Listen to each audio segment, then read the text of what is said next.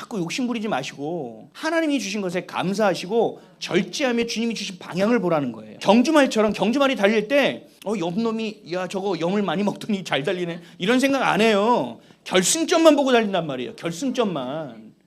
사도 바울이 얘기했던 것도 마찬가지예요. 너희들이 달릴 때 결승점을 보고 달리라는 거. 여기까지 70m 왔으니까 잘 달렸으니까 30m 이런 생각 안 해요. 뒤도 보지 않아요. 계속 뛰는 거예요. 내게 주신 훈련된 것으로 끝까지 달리는 거예요. 이게 완주라고. 보이지 않는 것, 보이는 것이 아니라 보이지 않는 것, 썩어 없어질 것이 아니라 영원한 것, 이 땅에서 끝나는 것이 아니라 영원히 우리에게 주어질 수 있는 것, 우리는 그것을 보고 달려나가야 된다는 거죠. 이게 하나님 나라 아닙니까? 이게 복음 아닙니까? 이게 영원한 생명이잖아요. 이 가치를 아는 자들은 금은보화가 저 땅에 묻혀있다고 생각하면 돈을 가지고 가서 그 땅을 사서 그 금은보화를 내가 캔다고 하잖아요. 그렇죠? 근데 우리는요, 그거는 좀 어려우니까 분산 투자를 해야 되고 있을지 없을지 모르니까 일단 아니요. 그러면 다 놓치는 거예요. 하나님이 그렇다면 그 일을 가야죠. 하나님 거기라면 빨리 파야죠. 그게 바로 그 절제하며 집중하는 거란 말이죠. 생명을 향하여 날아가는 것입니다. 26절이요. 그러므로 나는 다른 박질하기를 향방 없는 것 같이 아니하고 싸우기를 허공치는 것 같이 아니하고 향방 없는 것 같이 뛰지 않는다. 방향 없이 뛰지 않는다. 정확하게 내가 4레인이면 4레인으로 뛴다는 얘기예요. 결승점이 저기 있으면 결승점으로 똑바로 뛴다는 거예요. 많은 사람들이 내가 열심히 살면 열매가 많을 거라고 착각해요. 내가 최선을 다하면 잘 될 거라고 착각해요. 여러분 이건 착각이에요. 여러분이 열심히 산다고 열매가 많아지는 게 아니에요. 여러분들이 최선을 다한다고 모든 것이 잘 되는 게 아니에요. 이 모든 것은 누구에게 달렸어요? 하나님께 달린 거예요. 세상 사람들은 그렇게 살겠죠. 우린 그렇지 않다니까요. 하나님이 하셔야만 된다는 겁니다. 그러니까 향방 없는 것처럼 뛰지 말라는 거예요. 이건 하나님이 하셔야 되는 거구나. 이건 하나님이 하지 않으면 안 되는 거구나. 방향성 있게 가라는 겁니다. 그럼 하나님께서 가라 그러면 가는 겁니다. 하나님께서 있으라면 죽을 것 같아도 있어야 되는 겁니다. 이게 방향 있게 사는 것입니다. 그리고 싸우기를 허공치는 것 같이 아니하며, 싸울 때 허공을 치면 싸움이 돼야 안 돼요. 싸움할 때는 어떻게 해야 돼요? 여러분 펜싱 보셨죠? 펜싱.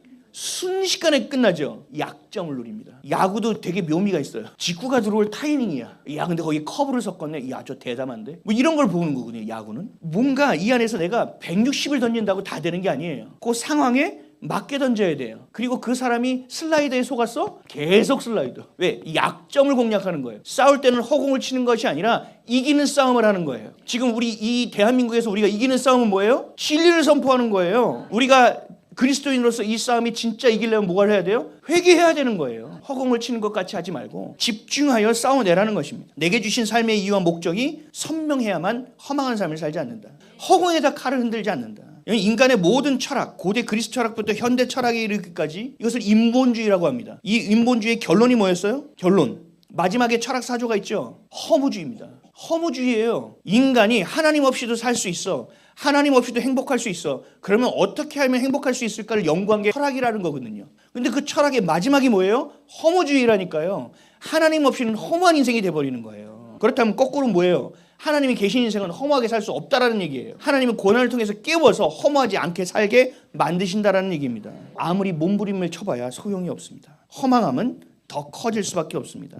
하나님 없이 살아가는 것, 향방 없이 살아가는 것이고, 하나님 없이 살아가는 것, 허공을 치는 것 같은 싸움을 하는 삶이라는 것입니다. 근데 그럴 때 허망함이 있을 때 우리는 뭐가 경험되느냐? 스스로를 대한 비난, 내 무기력함이 올라옵니다. 이렇게 해봐도 안 되네. 대한민국을 위하여 이렇게 기도했는데 안 되네. 여러분 우리가 이 허무함이 있을 때는요 힘을 더 빼야 돼요. 우리가 허무함이 생기고 내가 이거 해도 되나? 아이씨 어떡하지? 하면 더 열심히 하려고 그래요. 그렇죠? 더 대출 땡겨가지고 한 번 더 막 이런 생각을 해요. 아니요. 그럴 때는 힘을 빼야 돼요. 무언가 더 잘해보려고 하면 안 돼요. 힘을 빼고 하나님의 뜻을 다시 물어야 돼요.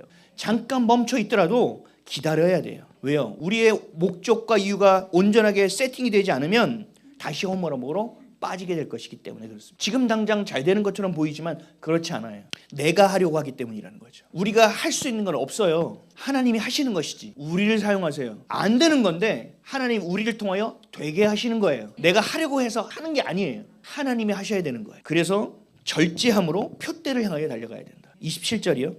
시작. 내가 내 몸을 쳐 복종하게 함은 내가 남에게 전파한 후에 자신이 도리어 버림을 당할까 두려워하며. 아멘. 하나님의 부르심으로 내 삶의 이유를 향하는 사람은 자신의 뜻대로 살지 않습니다. 내 욕심을 향하지 않습니다. 어떻게 하면 하나님을 기뻐하시게 할까? 어떻게 하면 하나님을 영화롭게 할까? 어떻게 하면 부르심의 뜻대로 살아갈 수 있을까를 고민하게 됩니다. 그러니까 절제합니다. 그러니까 인내할 수 있습니다. 그러니까 순종할 수 있습니다. 철없는 자녀들을 보십시오. 철없는 자녀들은 어떻게 해요? 절제합니까? 아니죠. 인내합니까? 안 하죠. 순종합니까? 안 합니다. 여러분들의 삶을 잘 살펴보십시오. 하나님 앞에서 내가 철든 자녀이냐? 아직 철딱선이 없는 자녀이냐? 내가 그것을 온전히 깨닫지도 못한 채 다른 사람에게 선을 베풀고 다른 사람에게 복음을 베풀어요. 나는 하나님의 뜻대로 원하는 대로 살지를 못해요. 인내하지도 못하고 절제하지도 못하고 내 마음대로 살아요. 그러면 세상의 허무주의보다 더 허무해질 수 있습니다. 이게 바울이 얘기한 거예요. 그렇게 전파한 다음에 내가 버림받으면 무슨 의미가 있겠냐는 얘기예요. 우리 사랑하는 성도 여러분, 사도 바울은 오늘의 말씀처럼 간절함으로, 회개함으로, 인내함으로, 절제함으로 끝까지 경주하라고 우리에게 권면하고 있습니다. 대한민국의 위기 가운데 저도 스스로가 지치는 것을 느낍니다. 여러분들도 조금은 지쳤을 거라고 생각합니다.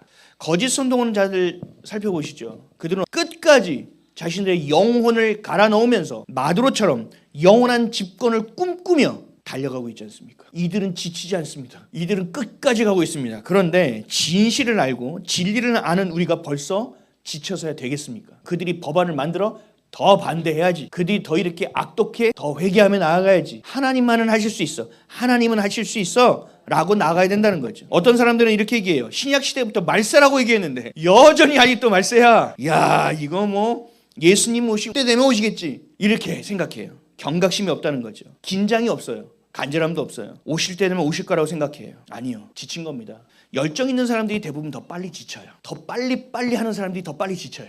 장거리예요. 절제하며 간절함으로 인내하며 그 과정들을 잘 겪어내야 돼요. 니네 이렇게 했어. 오케이. 주님이 어떻게 역전시킬지 내가 보겠어. 네가 이렇게 했어. 대법관을 22명을 네가 지정하고 네가 재판을 받겠다고? 세상에서도 이렇게는 안 한다. 어디 한번 그렇게 한번 되는지 보자. 하나님이 어떻게 일하실지 보자. 하나님이 판단하신다.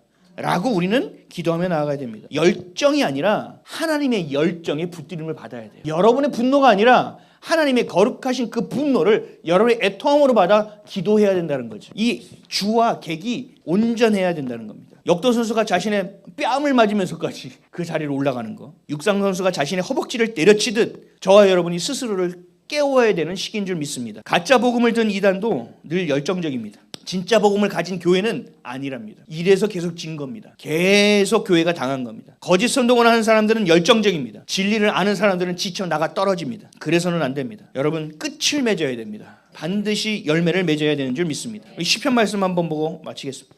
읽겠습니다. 시작. 복 있는 사람은 악인의 꾀를 쫓지 아니하며 죄인의 길에 서지 아니하며 오만한 자의 자리에 앉지 아니하고 오직 여호와의 율법을 즐거워하여 그 율법을 주야로 묵상하는 자로다. 저는 시냇가에 심은 나무가 씨를 쫓아 과실을 맺으며 그 잎사귀가 마르지 아니함 같으니 그 행사가 다 형통하리로다. 악인은 그렇지 않으며 오직 바람에 나는 겨와 같도다. 그러므로 악인이 심판을 견디지 못하며 죄인이 의인의 회중에 들지 못하리로다.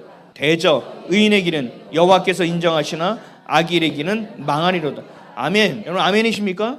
하나님이 이렇게 하신다고 하잖아요. 그러면 그렇게 될 줄 믿습니다. 여러분 봄에 땅을 기경합니다. 그리고 기경하는 이유는 뭐예요? 씨를 파종하는 거죠. 씨를 파종하는 이유는 뭐예요? 열매를 추수하기 위함이죠. 여러분 영혼의 추수가 얼마 남지 않았습니다. 우리의 굳어진 마음을 하나님께서 여러 가지의 고난을 통하여 기경하셨습니다. 그리고 말씀의 씨앗을 심어내십니다. 그럼 여러분 어디까지 가야 돼요? 열매를 맺는 때까지 인내하며 경주해야 됩니다. 그 열매가 되어질 때까지 나아가야 됩니다. 그래야만 고통이 아닌 고난을 경험할 수 있는 것이고 그래야만 각자의 부르심 안에서 하나님의 음성대로 따라 순종하는 인생을 살아갈 수 있는 것입니다. 끝까지 경주하시기를 축복합니다. 완주하는 저와 여러분 되시기를 주님의 이름으로 축복합니다.